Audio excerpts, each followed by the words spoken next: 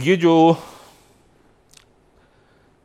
एक ही कैनवस में मैं तो लेता हूँ ना कि सारी वाक़यात जो हैं ये जंग फैल रही है बहुत शदीद, जो गज़ा में 1 साल होने को है, 1 दिन रह गया, और उसमें याहिया अनवर का कुछ नहीं पता। कई सुरंगें मौजूद हैं, कई लोग मौजूद हैं गज़ा के अंदर, कितने लोग शहीद हुए, कितने बचे, कोई ख़बर नहीं, कुछ नहीं, क्या हुआ गज़ा में। और इस दौरान जो है वो पिछले चंद रोज़ से हाशिम सफ़ीउद्दीन से रब्ता नहीं हो रहा, जो हिज़्बुल्लाह के नए कायद थे। तो वो उनके बारे में जो मुख्तलिफ वहाँ के ज़राए हैं वो ये कह रहे हैं कि जी शायद वो पहले ही उनका नाम आगे लेकर आ गए थे, लेकिन ये कि वो भी शायद उस जो वाक़या था उसी में शायद वो जो है पहला जो अटैक हुआ था।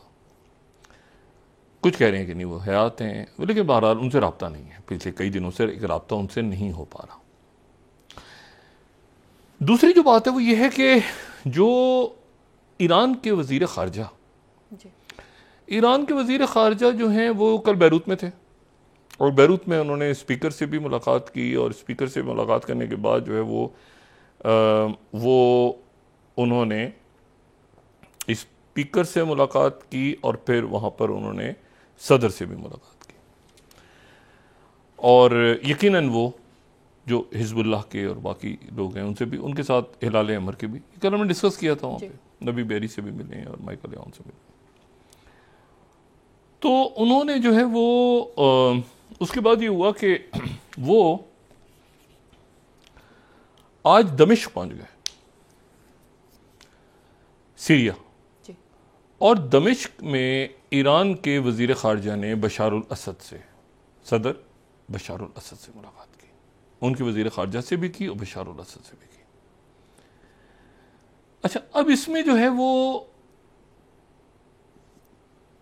उनका अगला जो अपीयरेंस है वो हो सकता है वापस तेहरान में हो सकता है किसी और मुल्क वो जाएं, लेकिन ये कि वो ये मुलाकात अभी हम यहाँ रुकते हैं कि वो लेबनान से वो आए और दमिश्क आए।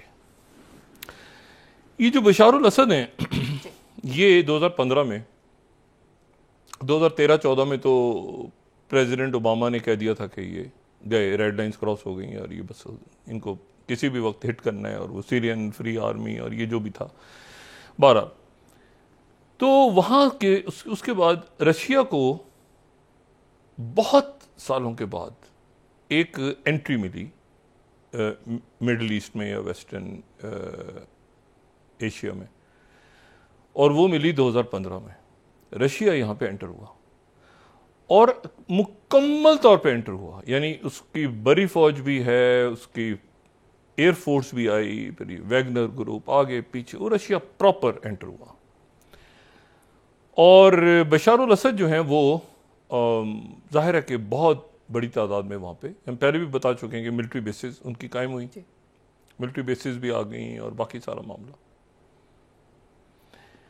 इस पूरे मामले में कहीं ना कहीं ये ज़हन में रखें कि सामने जो है वो अमेरिका तो खुल के इसराइल के साथ खड़ा हुआ है, लेकिन अमेरिका भी एक अजीबोगरीब पोजीशन में आ गई है।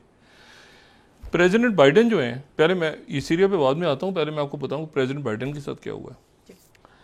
प्रेसिडेंट बाइडेन जो हैं उन्होंने कहा है कि पहले तो उन्होंने कहा था कि न्यूक्लियर साइट्स के ऊपर ईरान हमला ना करे, ईरान की न्यूक्लियर साइट्स पे इसराइल हमला ना करे, पहले तो ये बात की थी उन्होंने, ईरान की न्यूक्लियर साइट्स पे इसराइल हमला ना करे। अब उन्होंने एक और स्टेटमेंट दिया, और वो ये था कि ईरान के जो ऑयल फैसिलिटीज़ हैं उनके ऊपर भी इसराइल हमला ना करे। तो कहाँ करे फिर, कहाँ, मतलब ना न्यूक्लियर पे करे ना उनके ऑयल रिफाइनरीज पे करे, तो कहाँ करे, मतलब कोई जगह बता दें, मतलब कहाँ क्या करे फिर। ठीक है तो वो जो आयतुल्लाह खामेनी है रहबर, वो आके पूरे ओपन उसमें सारे अपने जनरल्स के साथ और उन्होंने कल खुतबा दिया, तो इसराइल कहाँ करे तो बता दें उनको। तो अच्छा, उधर जो ट्रंप हैं, डोनाल्ड ट्रंप, उन्होंने कहा कि 1 मिनट हट जाओ, अगर हमला करना है तो न्यूक्लियर पे करना। और शर्म आनी चाहिए बाइडन को कि इसराइल को रोक रहा है हमला करने से।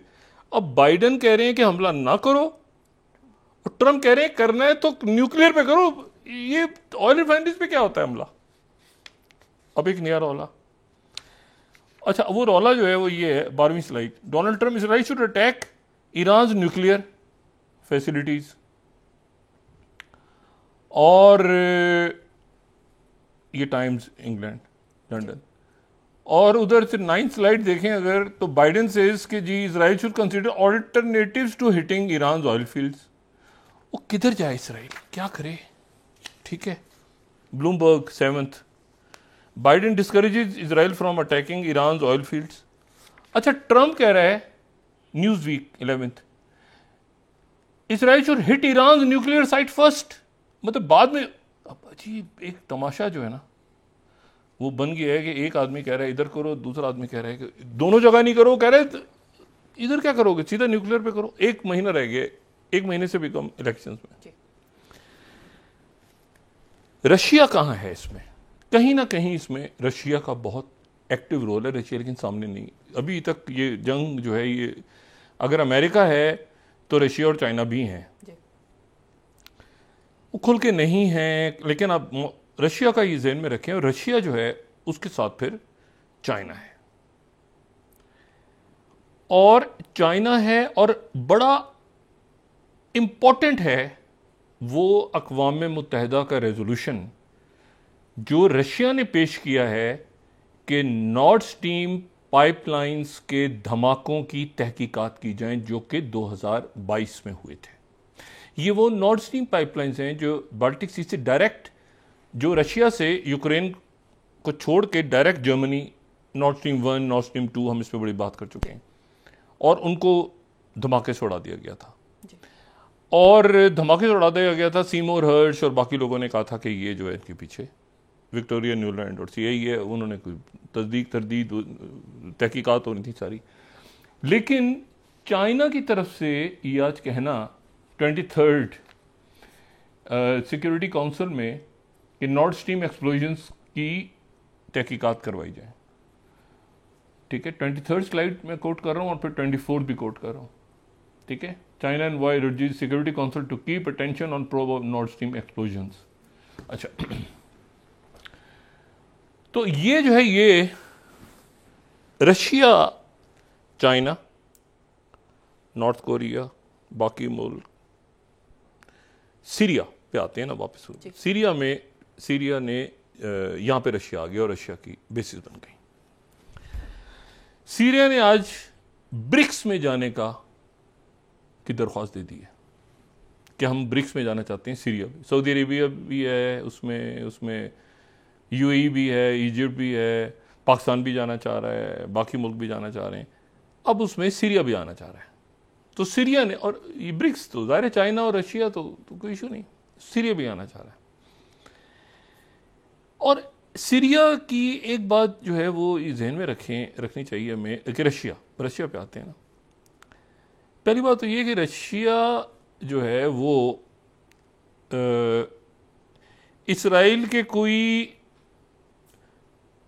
20% या 25%, 20% तो लाजमन, कम से कम 20% उनके जो लोग हैं वो ये कहते हैं कि वो रशियन ओरिजिन के हैं, रशियंस हैं। इसराइल की आबादी जो है उसकी 20% आबादी जो है वो रशियन स्पीकिंग है।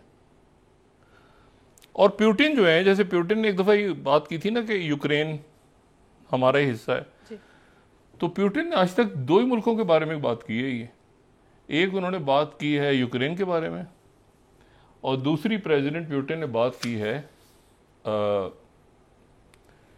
इसराइल के बारे में।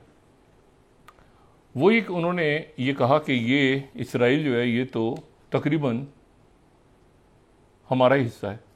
अगर हम स्लाइड्स यहाँ पे हमारी टीम वो दिखा दे तो उन्होंने ये माजी में 2-3 दफ़ा ये 4th और 6th ये 2019 में इन्होंने कहा कि Israel is a Russian speaking country. वहां की 20 से 25% आबादी रशियंस हैं, ओलिगार्क्स हैं, बहुत पैसा है। और उसके बाद जो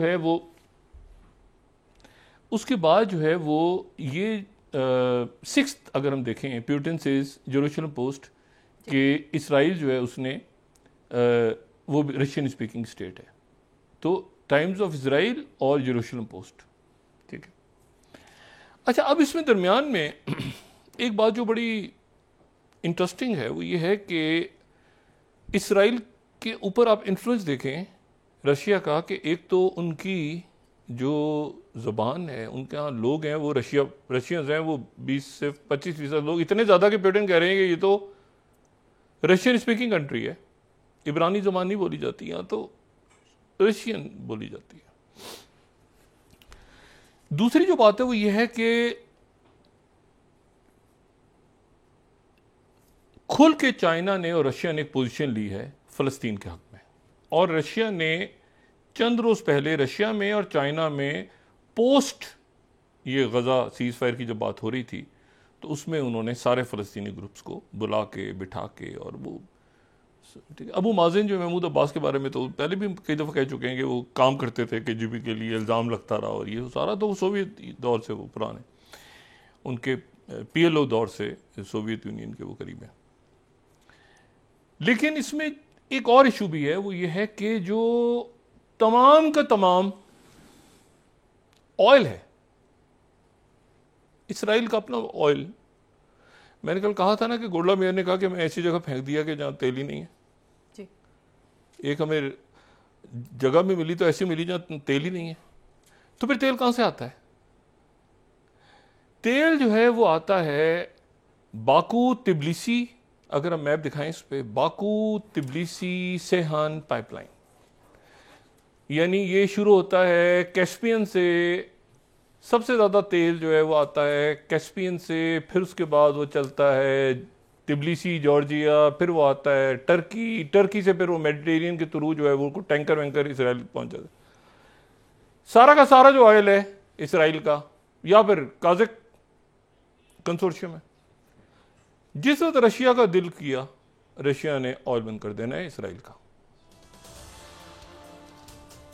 ये जो बाकू तिबलिसी से एलन पाइपलाइन है, तो इसराइल को पता है कि बहुत थोड़ा सा जो जेट उनका फ्यूल है वो अमेरिका देता है, वो खास जो F-35 के लिए तैयारों के लिए, बाकी सारा जो ऑयल है, अच्छा अरब मुल्क में नहीं दे रहे, यहां से नहीं आता, यहां से थोड़ी पाइपलाइनें बिछी हुई है कोई, वो ऊपर से घूम के आता है इसराइल से, वो टर्की फिर यूरोप के लिए जो तेल भेजता है उसमें से कुछ ये टैंकर नीचे आ जाते हैं। ये सारा स्फीयर ऑफ इन्फ्लुएंस है रशिया का। अच्छा, इसी दौरान जो है, मेरे ख्याल वक्फे का टाइम हो रहा है, ब्रेक के बाद डिस्कस करेंगे, एक खुल के नया महाज, और अच्छा ये महाज बड़ा अब ये अजीब तरफ जा रही है बात, क्योंकि उन्होंने कहा ऑयल पे ना करें, रशिया इसराइल कह रहे हैं ऑयल पे भी ना करें, इधर भी ना करें, तो फिर क्या करें, कहाँ मतलब, और उधर जो है वो ईरान के वज़ीर ख़ारजा चलते फिर इसमें इनिशिएटिव जो है ना, आप जहन में रखिएगा ये बात, इसमें अरब ममालिक सामने आ जाएंगे ईरान से आगे।